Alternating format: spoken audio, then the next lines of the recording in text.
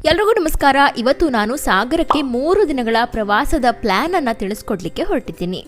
ಪ್ರಕೃತಿಯಿಂದ ಆಶೀರ್ವದಿಸಲ್ಪಟ್ಟ ಈ ತಾಲೂಕು ಅನೇಕ ಪ್ರೇಕ್ಷಣೀಯ ಸ್ಥಳಗಳನ್ನು ಹೊಂದಿದೆ. ಇಲ್ಲಂತೂ ನೀವು ಪ್ರಾಚೀನ ದೇವಾಲಯಗಳು, ಜಲಪಾತಗಳು, ಮೋಡಿ ಮಾಡುವ ಪ್ರೇಕ್ಷಣೀಯ ಸ್ಥಳಗಳು, ಹಾಗೆ ತುಂಬಾ ಅದ್ಭುತವಾದ ವ್ಯೂ ಪಾಯಿಂಟ್ಸ್ ಅನ್ನೆಲ್ಲ ಕಣ್ತುಂಬಿಸ್ಕೊಳ್ಬಹುದು. ಈ ಸುಂದರ ಸ್ಥಳಕ್ಕೆ ಎಲ್ಲರೂ ಕೂಡ ಭೇಟಿ ನೀಡಲೇಬೇಕು. ಸಾಗರಕ್ಕೆ ಬೆಂಗಳೂರಿಂದ 375 ಕಿಲೋಮೀಟರ್ಗಳಷ್ಟು ಆಗುತ್ತೆ. ಇಲ್ಲಿಗೆ ನೀವು ನಿಮ್ಮ ಓನ್ ಟ್ರಾನ್ಸ್ಪೋರ್ಟೇಷನ್ ಮೂಲಕ ಆರಾಮಾಗಿ ರೀಚ್ ಆಗಬಹುದು. ಅಥವಾ ನೀವು ಪಬ್ಲಿಕ್ ಟ್ರಾನ್ಸ್ಪೋರ್ಟೇಷನ್ ಮೂಲಕ ಹೋಗ್ತಾ ಇದ್ದೀರಾ ಅಂತ ಆದರೆ ಯಶವಂತಪುರ ರೈಲ್ವೆ ಸ್ಟೇಷನ್ ಇಂದ ನಿಮಗೆ ಡೈರೆಕ್ಟ್ ಟ್ರೈನ್ಗಳು ಇರ್ತವೆ ಸಾಗರಕ್ಕೆ. ತಲಗುಪ್ಪ ಇಂಟರ್ಸಿಟಿ ಎಕ್ಸ್ಪ್ರೆಸ್ ಡೈರೆಕ್ಟ್ ಆಗಿ ಸಾಗರಕ್ಕೆ ಹೋಗಿ ರೀಚ್ ಆಗುತ್ತೆ. ಇನ್ನೂ ಸಾಕಷ್ಟು ಟ್ರೈನ್ಗಳು ಡೈರೆಕ್ಟ್ ಆಗಿ ಹೋಗ್ತವೆ. ಅದ್ರ ಬಗ್ಗೆ ನೀವು ತಿಳ್ಕೊಳ್ಬೇಕು ಅಂದರೆ ಗೂಗಲ್ ಮ್ಯಾಪ್ಸಲ್ಲಿ ನೀವು ಚೆಕ್ ಮಾಡಬಹುದು. ಎಷ್ಟು ಟೈಮ್ಗೆ ಟ್ರೈನ್ ಬರುತ್ತೆ, ಯಾವ್ಯಾವ ಟ್ರೈನ್ಗಳು ಬರಬಹುದು ಅಂತೆಲ್ಲ ತಿಳ್ಕೊಳ್ಬಹುದು. ಇದ್ರ ಬಗ್ಗೆ ತಿಳ್ಕೊಳ್ಬೇಕು ಅಂದರೆ ನಿಮಗೆ ಗೂಗಲ್ ಮ್ಯಾಪ್ಸ್ ನಾಲೆಡ್ಜ್ ಇರಬೇಕು. ಸೊ ಅದ್ರ ಬಗ್ಗೆ ನಾನೊಂದು ಡೆಡಿಕೇಟೆಡ್ ವಿಡಿಯೋನೇ ಮಾಡಿದ್ದೀನಿ. ಆ ವಿಡಿಯೋದ ಲಿಂಕನ್ನು ನಾನು ಡಿಸ್ಕ್ರಿಪ್ಷನ್ ಬಾಕ್ಸಲ್ಲಿ ನಿಮಗೆ ಕೊಟ್ಟಿರ್ತೀನಿ. ಅದನ್ನು ಚೆಕ್ ಮಾಡಿ, ಆಗ ನಿಮಗೆ ಗೊತ್ತಾಗುತ್ತೆ ಯಾವ ಟೈಮಿಗೆ ಬಸ್ ಬರುತ್ತೆ, ಹಾಗೆ ನೀವು ಯಾವಾಗ ಹೊರಡಬಹುದು ಅಂತೆಲ್ಲ ನಿಮಗೆ ಈಸಿಯಾಗಿ ಗೊತ್ತಾಗುತ್ತೆ ಅದರಲ್ಲಿ. ಈಗ ನೀವು ಸಾಗರಕ್ಕೆ ಹೋದ್ಮೇಲೆ ಅಲ್ಲಿನ ಜಾಗಗಳನ್ನು ಎಕ್ಸ್ಪ್ಲೋರ್ ಮಾಡಬೇಕು ಅಂತ ಆದರೆ ನೀವು ಅಲ್ಲೇ ಇರುವಂತಹ ಲೋಕಲ್ ಟ್ರಾನ್ಸ್ಪೋರ್ಟೇಷನನ್ನು ಆಪ್ಟ್ ಮಾಡ್ಕೊಳ್ಬೇಕಾಗುತ್ತೆ.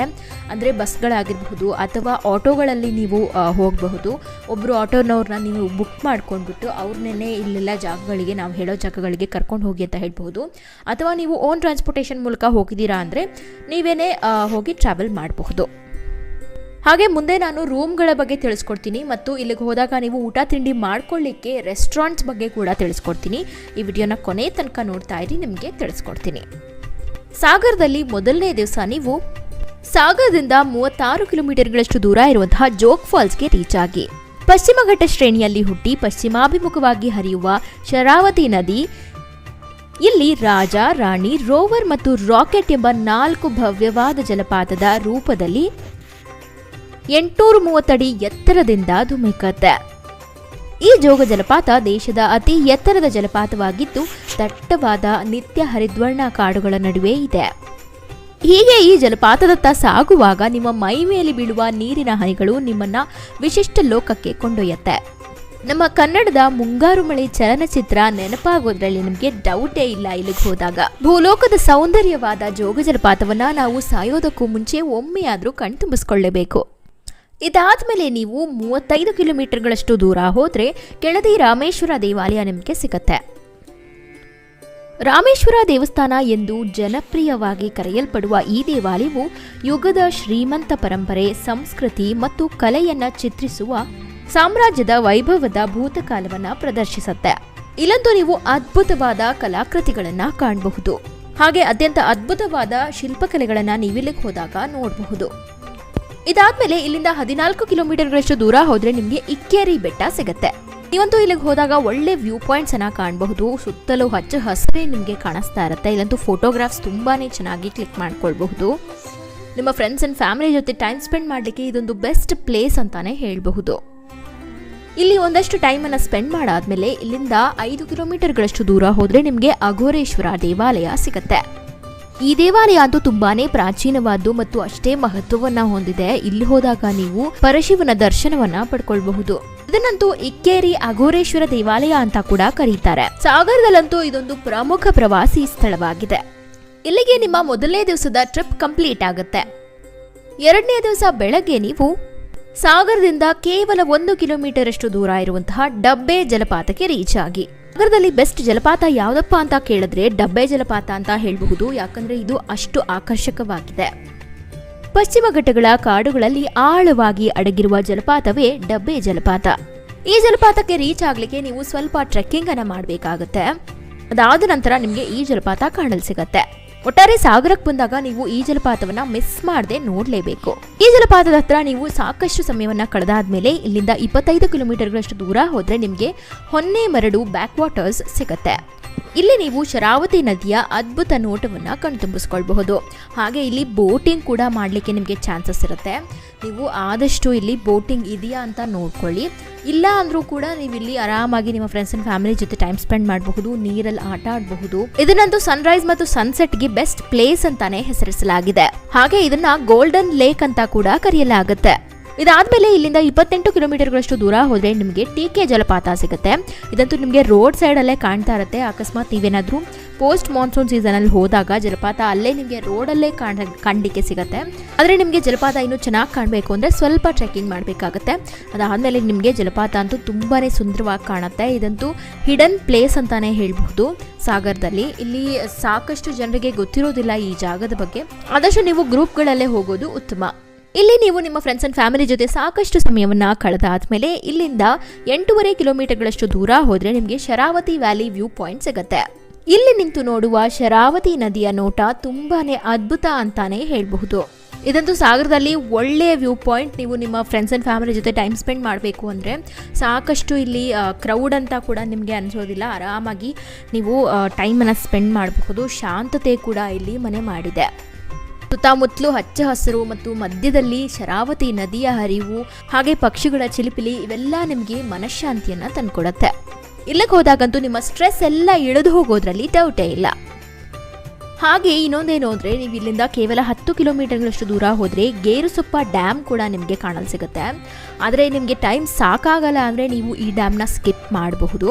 ಅಥವಾ ನಿಮಗೆ ಟೈಮ್ ಇದೆ ನೀವು ನೋಡಬೇಕು ಅಂತ ಏನಾದರೂ ಇದ್ದರೆ ನೀವು ಆರಾಮಾಗಿ ಹೋಗಿ ಚೆಕ್ ಮಾಡಬಹುದು. ಈ ಡ್ಯಾಮ್ ಬಗ್ಗೆ ನಿಮ್ಗೆ ಏನಾದರೂ ಇನ್ಫಾರ್ಮೇಷನ್ ನಾನೊಂದು ಡೆಡಿಕೇಟೆಡ್ ವಿಡಿಯೋನ ಮಾಡಿದ್ದೀನಿ. ಆ ವಿಡಿಯೋ ಲಿಂಕನ್ನು ನಾನು ಡಿಸ್ಕ್ರಿಪ್ಷನ್ ಬಾಕ್ಸಲ್ಲಿ ಕೊಡಿರ್ತೀನಿ. ಅದನ್ನು ಚೆಕ್ ಮಾಡಲಿಕ್ಕೆ ಮಿಸ್ ಮಾಡಬೇಡಿ. ಈಗ ನಿಮಗೆ ಟೈಮ್ ಇದೆ ಅಂದರೆ ಇದನ್ನು ನೋಡ್ಕೊಳ್ತೀರಾ, ಅಥವಾ ನೀವು ಶರಾವತಿ ವ್ಯಾಲಿ ವ್ಯೂ ಪಾಯಿಂಟಿಂದ 22 ಕಿಲೋಮೀಟರ್ಗಳಷ್ಟು ದೂರ ಇರುವಂತಹ ಬುರುಡೆ ಜಲಪಾತಕ್ಕೆ ರೀಚ್ ಆಗಿ. ಈ ಜಲಪಾತ ಕೂಡ ಸಾಗರದ ಅತ್ಯಂತ ಸುಂದರವಾದ ಜಲಪಾತ ಅಂತ ಹೇಳ್ಬಹುದು. ತುಂಬಾನೇ ರಭಸದಿಂದ ಇಲ್ಲಿ ನೀರು ಧುಮ್ಮಿಕ್ತಾ ಇರುತ್ತೆ. ಈ ಜಲಪಾತವನ್ನು ನೋಡಲಿಕ್ಕೆ 2 ಕಣ್ಣು ಸಾಲೋದಿಲ್ಲ, ಅಷ್ಟು ಸುಂದರವಾಗಿ ಈ ಜಲಪಾತ ನಿಮಗೆ ಕಂಡು ಬರುತ್ತೆ. ಇಲ್ಲೂ ಕೂಡ ನಿಮ್ಮ ಫ್ರೆಂಡ್ಸ್ ಅಂಡ್ ಫ್ಯಾಮಿಲಿ ಜೊತೆ ಆರಾಮಾಗಿ ಟೈಮ್ ಸ್ಪೆಂಡ್ ಮಾಡಬಹುದು. ಇಲ್ಲಿಗೆ ನೀವು ಮಿಸ್ ಮಾಡದೆ ವಿಸಿಟ್ ಮಾಡಿ. ಇದಾದ್ಮೇಲೆ ನಿಮಗೆ ಟೈಮ್ ಇದೆ ಅಂತ ಆದರೆ ನೀವು ತುಂಬಾನೇ ಫೇಮಸ್ ಆದ ಉಂಚಳ್ಳಿ ಜಲಪಾತಕ್ಕೆ ರೀಚ್ ಆಗಬಹುದು. 32 ಕಿಲೋಮೀಟರ್ಗಳಷ್ಟು ಮುಂದೆ ಹೋದ್ರೆ ಬೇಕಿದ್ರೆ ನೀವು ಬುರುಡೆ ಜಲಪಾತವನ್ನ ಸ್ಕಿಪ್ ಮಾಡಿಬಿಟ್ಟು ಉಂಚಳ್ಳಿ ಜಲಪಾತಕ್ಕೆ ರೀಚ್ ಆಗಬಹುದು. ನೀವು ಇಷ್ಟೆಲ್ಲ ಜಾಗಗಳನ್ನು ನೋಡಬೇಕು ಅಂದರೆ ಬೆಳಗ್ಗೆ ಬೇಗನೆ ನೀವು ನಿಮ್ಮ ರೂಮ್ಸನ್ನು ಬಿಟ್ಬಿಟ್ಟಿರ್ಬೇಕಾಗತ್ತೆ. ಆದಷ್ಟು ಬೇಗ ನೀವು ನಿಮ್ಮ ಡೇಯನ್ನು ಸ್ಟಾರ್ಟ್ ಮಾಡಿದ್ರೆ ನೀವು ಇಷ್ಟೊಂದು ಜಾಗಗಳನ್ನು ಕವರ್ ಮಾಡಬಹುದು. ಯಾಕಂದರೆ ನಾವು ಇಷ್ಟು ದೂರ ಬಂದಿರ್ತೀವಿ, ಇಷ್ಟೆಲ್ಲ ಒಳ್ಳೊಳ್ಳೆ ಜಾಗಗಳನ್ನು ಯಾಕೆ ಮಿಸ್ ಮಾಡಬೇಕು ಅಲ್ವಾ? ಸೊ ಎಲ್ಲ ಜಾಗಗಳನ್ನು ನೀವು ಕವರ್ ಮಾಡಬೇಕು ಅಂದರೆ ಸ್ವಲ್ಪ ಬೇಗ ನೀವು ಎದ್ದೇಳಬೇಕಾಗತ್ತೆ. ಈಗ ಉಂಚಳ್ಳಿ ಜಲಪಾತದ ಬಗ್ಗೆ ಹೇಳೋದಾದರೆ ಇದಂತೂ ಒಂದು ಒಳ್ಳೆ ಬ್ಯೂಟಿಫುಲ್ ಸ್ಪಾಟ್ ಅಂತಾನೆ ಹೇಳಬಹುದು. ನೀವೇನಾದರೂ ಪೋಸ್ಟ್ ಮಾನ್ಸೂನ್ ಸೀಸನ್ ಹೋಗ್ಬಿಟ್ರೆ ತುಂಬಾ ಅದ್ಭುತವಾದ ದೃಶ್ಯಾವಳಿಗಳನ್ನು ಕಣ್ತುಂಬಿಸ್ಕೊಳ್ಬಹುದು. ಈ ಜಲಪಾತ ತುಂಬಾ ರಭಸವನ್ನು ಹೊಂದಿರುತ್ತೆ. ಹಾಗೆ ಅದನ್ನು ನೋಡಲಿಕ್ಕೆ ತುಂಬಾ ಸೊಗಸಾಗಿ ಕಂಡುಬರುತ್ತೆ.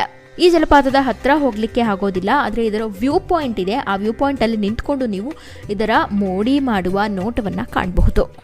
ಬೆಟ್ಟದ ಮೇಲಿಂದ ಧುಮುಕ್ತಾ ಇರುವಂತಹ ಅಘನಾಶಿನಿ ನದಿಯ ನೋಟವನ್ನ ನೀವಿಲ್ಲಿ ಕಾಣಬಹುದು. ಹೌದು, ಉಂಚಳ್ಳಿ ಜಲಪಾತ ಉಂಟಾಗಿರೋದು ಅಘನಾಶಿನಿ ನದಿಯಿಂದ. ಇಲ್ಲಿಗೆ ನಿಮ್ಮ 2ನೇ ದಿವಸದ ಪ್ರವಾಸ ಕೂಡ ಮುಗಿಯುತ್ತೆ. 3ನೇ ದಿವಸ ಬೆಳಗ್ಗೆ ನೀವು ಸಾಗರದಿಂದ 7.5 ಕಿಲೋಮೀಟರ್ಗಳಷ್ಟು ದೂರ ಹೋದ್ರೆ ಶ್ರೀ ವರದಾಂಬಾ ದೇವಸ್ಥಾನ ಸಿಗತ್ತೆ. ಇದನ್ನ ವರದಾಮೂಲ ಅಂತ ಕೂಡ ಕರೆಯಲಾಗುತ್ತೆ, ಯಾಕಂದ್ರೆ ಇಲ್ಲಿ ವರದಾ ನದಿ ಉಗಮಗೊಂಡಿರೋದ್ರಿಂದ. ಇದಂತೂ ಸಾಗರದ ಒಂದು ಪುಣ್ಯ ಕ್ಷೇತ್ರವಾಗಿದೆ. ಸಾಗರಕ್ಕೆ ಹೋದಾಗ ಈ ಪುಣ್ಯ ಸ್ಥಳಕ್ಕೆ ನೀವು ಭೇಟಿ ನೀಡಲೇಬೇಕು. ಈ ದೇವಾಲಯವನ್ನ ನೋಡಾದ್ಮೇಲೆ ಇಲ್ಲಿಂದ 22 ಕಿಲೋಮೀಟರ್ಗಳಷ್ಟು ದೂರ ಹೋದ್ರೆ ನಿಮ್ಗೆ ಬಿಳಗುಂಜಿ ಕಮಲೇಶ್ವರ ದೇವಾಲಯ ಸಿಗತ್ತೆ. ಇದಂತೂ ತುಂಬಾನೇ ಪ್ರಾಚೀನವಾದ ಮತ್ತು ಅಷ್ಟೇ ಮಹತ್ವವುಳ್ಳ ದೇವಾಲಯವಾಗಿದೆ ಸಾಗರದಲ್ಲಿ. ಇದನ್ನ ಬಿಳಗುಂಜಿ ಮಹಾಕ್ಷೇತ್ರ ಅಂತ ಕೂಡ ಕರೆಯಲಾಗುತ್ತೆ. ಈ ಪುಣ್ಯ ಸ್ಥಳಕ್ಕೆ ಭೇಟಿ ನೀಡಾದ್ಮೇಲೆ ಇಲ್ಲಿಂದ 17 ಕಿಲೋಮೀಟರ್ಗಳಷ್ಟು ದೂರ ಹೋದ್ರೆ ನಿಮ್ಗೆ ಹೊಯ್ಸಳರ ನಾಡಕಲಸಿ ಮಲ್ಲಿಕಾರ್ಜುನ ದೇವಾಲಯ ಸಿಗುತ್ತೆ. ಇದಂತೂ ಒಂದು ಅತ್ಯಂತ ಅದ್ಭುತವಾದ ಹೊಯ್ಸಳರ ಶಿಲ್ಪಕಲೆಯುಳ್ಳ ದೇವಾಲಯವಾಗಿದೆ. ಇಲ್ಲಂತೂ ನೀವು ತುಂಬಾ ಸುಂದರವಾದ ಕಲ್ಲಿನ ಕೆತ್ತನೆಗಳನ್ನ ಕಾಣಬಹುದು. ಈ ದೇವಾಲಯವನ್ನ ನೋಡಾದ್ಮೇಲೆ ಇಲ್ಲಿಂದ 27 ಕಿಲೋಮೀಟರ್ಗಳಷ್ಟು ದೂರ ಹೋದ್ರೆ ನಿಮ್ಗೆ ಶ್ರೀ ಉಮಾಮಹೇಶ್ವರ ದೇವಾಲಯ ಸಿಗುತ್ತೆ. ಇದು ಕೂಡ ತುಂಬಾ ಪ್ರಾಚೀನವಾದ ದೇವಾಲಯವಾಗಿದೆ. ಇಲ್ಲಿಗೆ ಹೋದಾಗ ನೀವು 650 ವರ್ಷಗಳಷ್ಟು ಹಳೆಯದಾದ ಒಂದು ಮರವನ್ನ ಕಾಣಬಹುದು. ಇದಂತೂ ಒಂದು ಗುಪ್ತರತ್ನ ಅಂತಾನೆ ಹೇಳಬಹುದು. ತುಂಬಾ ಜನರು ಕೂಡ ಇಲ್ಲಿ ಇರೋದಿಲ್ಲ. ಇದಂತೂ ಒಂದು ಪ್ರಶಾಂತವಾದ ದೇವಾಲಯ ಅಂತಾನೆ ಹೇಳಬಹುದು. ಇಲ್ಲಂತೂ ನೀವು ಚಾಳುಕ್ಯರು ಮತ್ತು ಹೊಯ್ಸಳರ ಕಾಲದಲ್ಲಿ ಮಾಡಿರುವಂತಹ ಶಿಲ್ಪಕಲೆಗಳನ್ನ ಕಾಣಬಹುದು. ಈ ದೇವಾಲಯ ಕೂಡ ಶಿಲ್ಪಕಲೆಗೆ ತುಂಬಾನೇ ಹೆಸರುವಾಸಿಯಾಗಿದೆ. ಇಲ್ಲಿಗೆ ನಿಮ್ಮ 3 ದಿನಗಳ ಪ್ರವಾಸ ಮುಗಿಯುತ್ತೆ. ನಾನು ಈಗಾಗಲೇ ಹೇಳಿದ್ದೆ ನಿಮಗೆ ರೂಮ್ಸ್ಗಳ ಬಗ್ಗೆ ತಿಳಿಸ್ಕೊಡ್ತೀನಿ ಅಂತ. ಸಾಗರದಿಂದ 4 ಕಿಲೋಮೀಟರ್ಗಳಷ್ಟು ದೂರ ಹೋದ್ರೆ ನಿಮಗೆ ಮಧು ರೆಸಿಡೆನ್ಸಿ ಅಂತ ಸಿಗುತ್ತೆ. ಇಲ್ಲಿ ಒಂದು ದಿವಸಕ್ಕೆ ನಿಮಗೆ 900 ರೂಪಾಯಿಂದ 1000 ರೂಪಾಯಿವರೆಗೂ ಚಾರ್ಜ್ ಮಾಡ್ತಾರೆ. ಮತ್ತೊಂದು ರೂಮ್ ಸಾಗರದಿಂದ 2 ಕಿಲೋಮೀಟರ್ಗಳಷ್ಟು ದೂರ ಇದೆ. ಇದರ ಹೆಸರು ಸುಗಮ್ಯ ಫಾರ್ಮ್ ಗೆಸ್ಟ್ ಹೌಸ್ ಅಂತ. ಇಲ್ಲೇ ದಿವಸಕ್ಕೆ 1,000 ರೂಪಾಯಿನ ಚಾರ್ಜ್ ಮಾಡ್ತಾರೆ. ಹಾಗೆ ನಾನು ನಿಮ್ಗೆ ಹೇಳಿದ್ದೆ ಊಟ ತಿಂಡಿ ಮಾಡ್ಕೊಳ್ಳಿಕ್ಕೆ ರೆಸ್ಟೋರೆಂಟ್ಸ್ ಬಗ್ಗೆ ಕೂಡ ತಿಳಿಸ್ಕೊಡ್ತೀನಿ ಅಂತ. ಸಾಗರದಿಂದ 1.5 ಕಿಲೋಮೀಟರ್ ಅಷ್ಟು ದೂರ ಹೋದ್ರೆ ನಿಮ್ಗೆ ಅಕ್ಷಯ ವೆಜ್ ರೆಸ್ಟೋರೆಂಟ್ ಸಿಗುತ್ತೆ. ಹಾಗೆ ಮತ್ತೊಂದು ಹೋಟೆಲ್ ಸಾಗರದಿಂದ 3 ಕಿಲೋಮೀಟರ್ಗಳಷ್ಟು ದೂರ ಇದೆ. ಇದರ ಹೆಸರು ಹೋಟೆಲ್ ನ್ಯೂ ಪ್ರವಾಸಿ ಅಂತ. ಹಾಗೆ ಮತ್ತೊಂದು ಹೋಟೆಲ್ ಸಾಗರದಿಂದ ಕೇವಲ 550 ಮೀಟರ್ಗಳಷ್ಟು ದೂರ ಇದೆ. ಇದರ ಹೆಸರು ಕಾರಂತ್ ವೆಜ್ ರೆಸ್ಟೋರೆಂಟ್ ಅಂತ. ಸೊ ಇದಾಗಿತ್ತು ಇವತ್ತಿನ ವಿಡಿಯೋ. ಈ ಮಾಹಿತಿಗಳೆಲ್ಲ ನಿಮಗೆ ಉಪಯುಕ್ತವಾಗಿದೆ ಅಂತ ನಾನು ಭಾವಿಸ್ತೀನಿ. ಉಪಯುಕ್ತವಾಗಿದ್ರೆ ನಮ್ಮ ಚಾನಲ್ಗೆ ಈಗಲೇ ಸಬ್ಸ್ಕ್ರೈಬ್ ಆಗಿ, ಹಾಗೆ ಈ ವಿಡಿಯೋನ ನಿಮ್ಮ ಫ್ರೆಂಡ್ಸ್ ಆ್ಯಂಡ್ ಫ್ಯಾಮಿಲಿಗೆ ಶೇರ್ ಮಾಡಿ. ಹಾಗೆ ಸಾಗರಕ್ಕೆ ಯಾರೆಲ್ಲ ಹೋಗ್ತಾರೆ ಅವ್ರಿಗೆಲ್ಲ ಈ ವಿಡಿಯೋ ತುಂಬಾ ಹೆಲ್ಪ್ ಆಗುತ್ತೆ.